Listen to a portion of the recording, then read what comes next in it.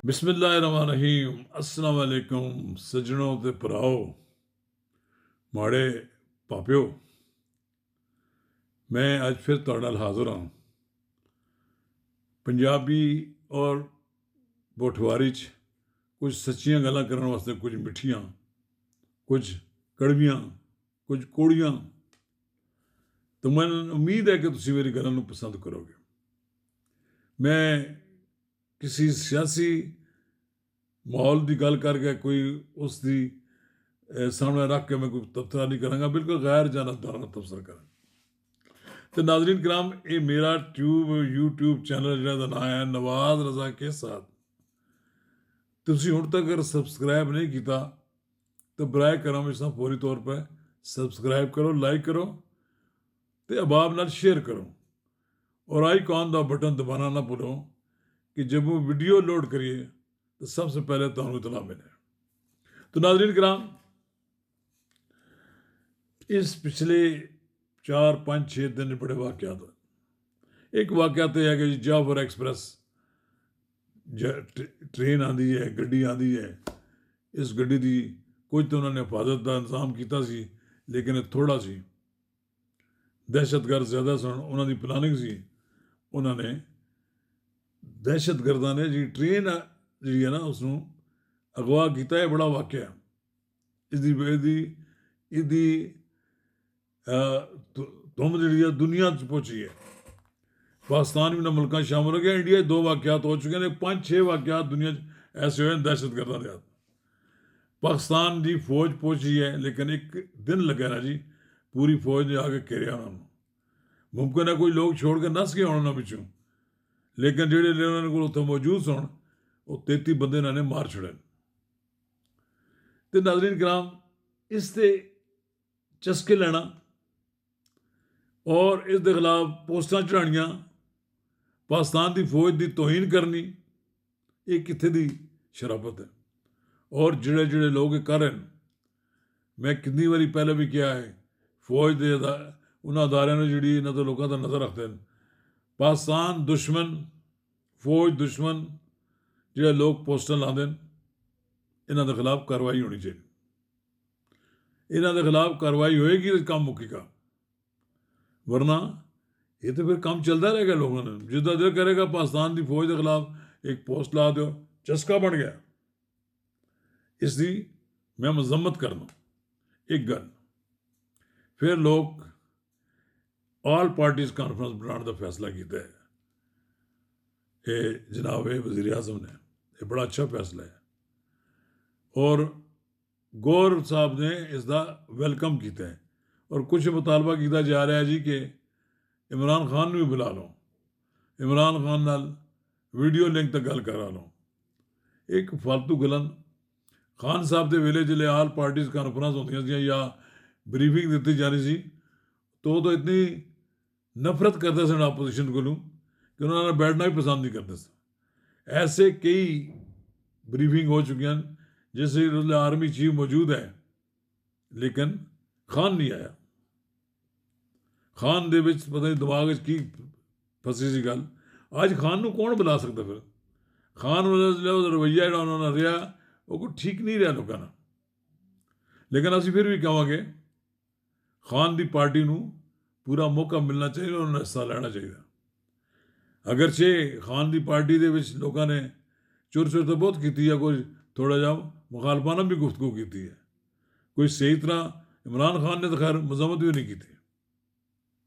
लेकिन जिहड़े खान की पार्टी है उन्होंने कौमी असैम्बली जी करारदाद है उसनों मुतफिका मंजूर किया है। शुक्र है कि उन्होंने अकल आ गई, वरना लोग कहते कि सानू की लोड़ है करारदाद मंजूर करने। पाकिस्तान की पार्लीमेंट मुतफिक है, मुतहद है, होना चाहिए। ये बार बार जो फॉर्म 47 फॉर्म 45 जी है ना बक बक खत्म होनी चाहिए।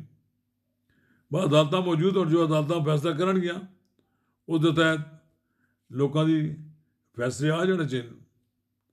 अगर एडा ही गम उन्होंने है तो फिर फॉर्म 47 और 45 के बजाय जरा 2018 का भी खोल लो सारा पोर्टली, ਸਾਰੀ ਗੱਲਾਂ ਸਾਹਮਣੇ ਆ ਜਾਣਗੀਆਂ। ਤੀਸਰੀ ਗੱਲ ਇਹ ਹੈ ਕਿ ਇਮਰਾਨ ਖਾਨ ਦੀ ਰਿਹਾਈ ਦਾ ਕੋਈ ਰਸਤਾ ਹੋਣਾ ਚਾਹੀਦਾ। ਜ਼ਾਹਿਰ ਹੈ ਇਮਰਾਨ ਖਾਨ ਨੂੰ 2 ਸਾਲ ਹੋ ਗਏ ਨੇ, ਇਹ ਮਈ 'ਚ ਹੋ ਜਾਣਗੇ 2 ਸਾਲ ਜੇਲ੍ਹ ਕੱਢ ਲੈਣ।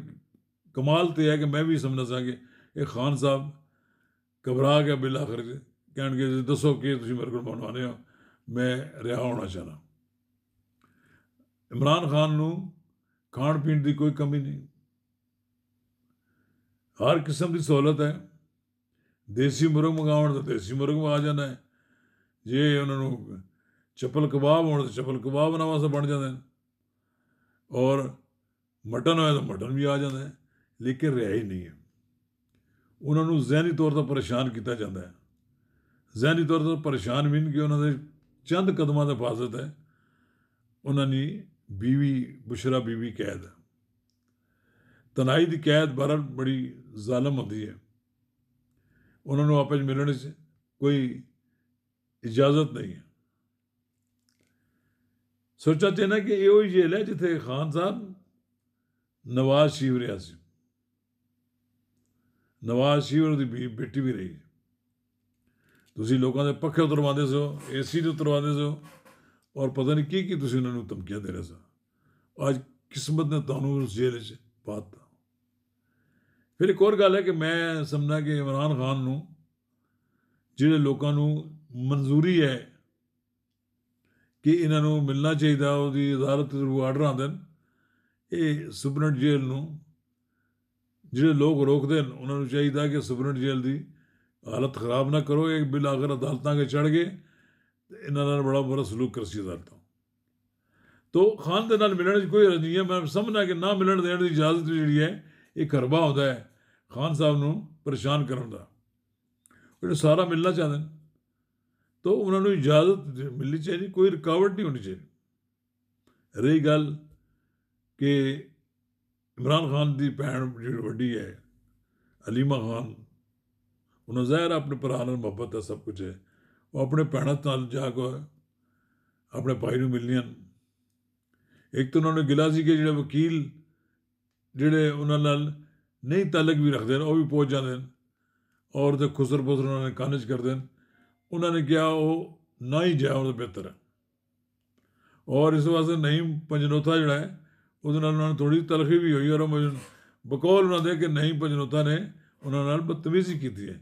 ਹਾਲਾਂਕਿ ਨਈਮ ਪੰਜਨੋਤਾ ਸਾਹਿਬ ਦੀ ਇਹਨਾਂ ਨੇ ਖੁਦ ਬੜੀ ਉਹਨਾਂ ਦੀ ਇੱਜ਼ਤ ਅਫਜ਼ਾਈ ਕੀਤੀ, ਜਿਸ ਦੇ ਨਤੀਜੇ 'ਚ ਬੜਾ ਗੁੱਸੇ ਸਨ।